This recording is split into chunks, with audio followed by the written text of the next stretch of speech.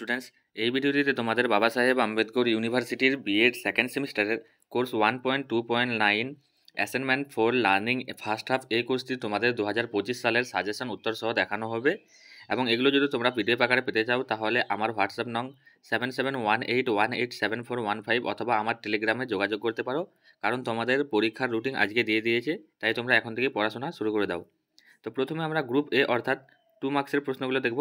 1 নং দাগের প্রশ্ন হলো স্বপ্রতিবেদন কৌশল কি। 2 নং দাগের প্রশ্ন হলো একটি অভিক্ষার যথার্থতা বলতে আপনি কি বোঝেন?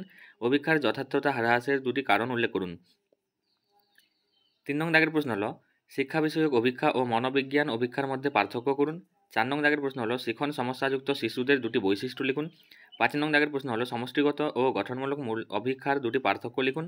6 নং দাগের প্রশ্ন হলো সিআরটি বা কৃতিত্ব ভিত্তিক অভিক্ষা কি। সিআরটি মূল্যায়ন বলতে কি বোঝায় অথবা সিআরটি বলতে কি বোঝায় অথবা লক্ষণ ভিত্তিক অভিক্ষা কি। 7 নং দাগের প্রশ্ন হলো শিক্ষায় পরিমাপের সংজ্ঞা লিখুন। 8 নং দাগের প্রশ্ন হলো নির্দেশনার জন্য শিক্ষার্থীর কী কী ধরনের তথ্যের প্রয়োজন হয়। 9 নং দাগের প্রশ্ন হলো নির্ণায়ক ভিত্তিক অভিক্ষা ও নর্ম ভিত্তিক অভিক্ষার মধ্যে দুটি পার্থক্য লিখুন অথবা এনআরটি ও সিআরটি এর মধ্যে পার্থক্য লিখুন।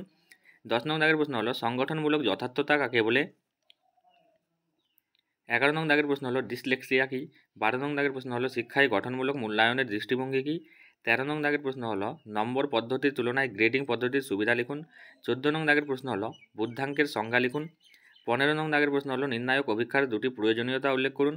16 নং দাগের প্রশ্ন হলো মূল্যায়নের দুটি উদ্দেশ্য লিখুন। 17 নং দাগের প্রশ্ন হলো জীবন প্রণালী দক্ষতার প্রশিক্ষণ কি। 18 নং দাগের প্রশ্ন হলো কোনো অভিক্ষার নৈর্ব্যক্তিকতা বলতে কি বোঝান। 19 নং দাগের প্রশ্ন হলো পারদর্শিতার অভিক্ষা কি। 20 নং দাগের প্রশ্ন হলো জীবনশৈলী প্রশিক্ষণের দুটি প্রয়োজনীয়তা লিখুন। 21 নং দাগের প্রশ্ন হলো সমাজমিতি কি। 22 নং দাগের প্রশ্ন হলো ভবিষ্যৎ সম্ভাবনা অভিক্ষা কি।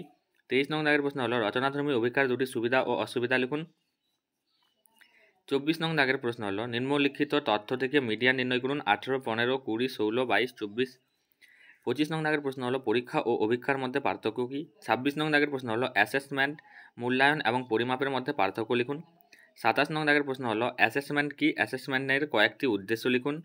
28 নং দাগের প্রশ্ন হলো নর্মভিত্তিক অভিক্ষা বা এনআরটি কাকে বলে।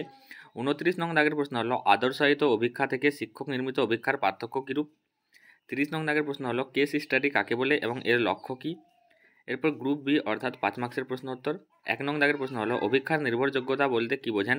নির্ভরযোগ্যতা পরিমাপের দুটি পদ্ধতি সংক্ষেপে আলোচনা করুন এবং কী কী বিষয় অভ্যন্তরীণ বাহ্যিক অভিক্ষার স্কোরের নির্ভরযোগ্যতা প্রভাবিত করে।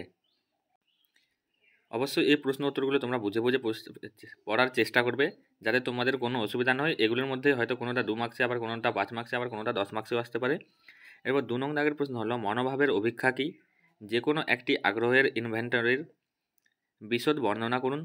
3 নং দাগের প্রশ্ন হলো সুঅভিক্ষার গুণাবলী উল্লেখ করে ব্যাখ্যা করুন অথবা অভিক্ষার গুণাবলী উল্লেখ করে ব্যাখ্যা করো। 4 নং দাগের প্রশ্ন হলো বুদ্ধির অভিক্ষা বলতে কি বোঝায়। শিক্ষার্থীদের বুদ্ধির পরিমাপ শিক্ষার ক্ষেত্রে কী কী গুরুত্বপূর্ণ ভূমিকা গ্রহণ করে। 5 নং দাগের প্রশ্ন হলো পর্যবেক্ষণ পদ্ধতি ও আত্মবিবৃতিমূলক পদ্ধতি কিভাবে মূল্যায়ন পদ্ধতিকে সাহায্য করে। 6 নং দাগের প্রশ্ন হলো পরিমাপ মানাঙ্কন ও মূল্যায়নের মধ্যে আন্তঃসম্পর্ক সংক্ষেপে লিখুন। 7 নং দাগের প্রশ্ন হলো বিষয়মূলক যথার্থতা কি, কিভাবে এই প্রকার যথার্থতা নির্ণয় করবেন। 8 নং দাগের প্রশ্ন হলো আত্মবিবৃতিমূলক পদ্ধতি কিভাবে মূল্যায়ন পদ্ধতিকে সাহায্য করে। 9 নং দাগের প্রশ্ন হলো শিক্ষার্থীর পারদর্শিতার মূল্যায়নের জন্য লিখিত অভিক্ষা ও মৌখিক অভিক্ষা উভয়ই প্রয়োজন কেন। 10 নং দাগের প্রশ্ন হলো মৌখিক অভিক্ষার সুবিধা ও অসুবিধাগুলি লিখুন। 11 নং দাগের প্রশ্ন হলো সংক্ষেপে সমস্যামূলক শিক্ষার্থীদের শনাক্তকরণের বিভিন্ন সরঞ্জাম ও কৌশলগুলি তুলে ধরুন।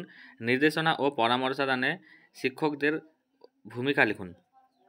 12 নং দাগের প্রশ্ন হলো মূল্যায়নের অর্থ কী বা মূল্যায়ন বলতে কী বোঝেন। মূল্যায়নের প্রকৃতি ও উদ্দেশ্য সম্পর্কে আলোচনা করুন।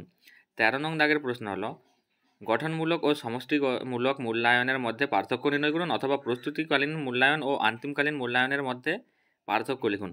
14 নং দাগের প্রশ্ন হলো সমস্যামূলক শিক্ষার্থী বলতে কী বোঝায়। এই ধরনের শিক্ষার্থীর ক্ষেত্রে শ্রেণীকক্ষে সাধারণত যে ধরনের সমস্যা দেখা যায় সেগুলি উল্লেখ করুন। 15 নং দাগের প্রশ্ন হলো শিক্ষার্থীদের ব্যক্তিত্বের পরিমাপ শিক্ষার ক্ষেত্রে কী কী গুরুত্বপূর্ণ ভূমিকা গ্রহণ করে। 16 নং দাগের প্রশ্ন হলো সাক্ষাৎকার কি, এর সুবিধা ও অসুবিধা লিখুন। 17 নং দাগের প্রশ্ন হলো নৈর্ব্যক্তিক অভিক্ষার দুটি সুবিধা ও অসুবিধা লিখুন। 18 নং দাগের প্রশ্ন হলো রসার্কের কালিছাপ অভিক্ষা সম্পর্কে লিখুন। 19 নং দাগের প্রশ্ন হলো 19। এরপর গ্রুপ সি অর্থাৎ মার্ক 10-এর প্রশ্ন। 1 নং দাগের প্রশ্ন হলো সংক্ষিপ্ত আকারে বর্ণনা করুন একটি অভিক্ষার যথার্থতা, বি হিস্টোগ্রাম। এরপর 2 নং দাগের প্রশ্ন হলো সংক্ষিপ্ত টিকা লিখুন, এ সৃজনশীলতা, বি সিআরটি এবং এনআরটি।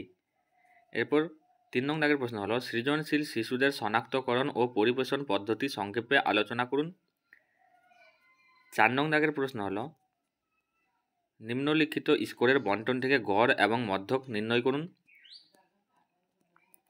5 নং দাগের প্রশ্ন হলো নিম্নলিখিত তথ্যগুলির একই অক্ষের উপর একটি আয়তলেখ এবং ফ্রিকোয়েন্সি পলিগন অঙ্কন করুন এবং তথ্য প্রতিনিধিত্বের এই দুটি পদ্ধতির আপেক্ষিক সুবিধাগুলির আলোচনা করুন। 6 নং দাগের প্রশ্ন হলো নিম্নোক্ত পরিসংখ্যা বন্টনের সংক্ষিপ্ত পদ্ধতিতে গড় ও সম্যক চ্যুতির মান নির্ণয় করুন। 7 নং দাগের প্রশ্ন হলো পারদর্শিতার অভিক্ষা কি? পারদর্শিতার অভিক্ষা গঠনের ধাপগুলি সংক্ষেপে বর্ণনা করুন। 8 নং দাগের প্রশ্ন হলো নিম্নলিখিত স্কোরের বন্টন থেকে গড় ও মধ্যমান নির্ণয় করুন। এই ছিল মোট তোমাদের 1.2.9 ফার্স্ট হাফের সাজেশন। এগুলো তোমরা অবশ্যই ভালো করে দেখবে, তারপরে কোনো কিছু দেখবে এবং পিডিএফ পেতে হলে আমার সঙ্গে কন্ট্যাক্ট করবে।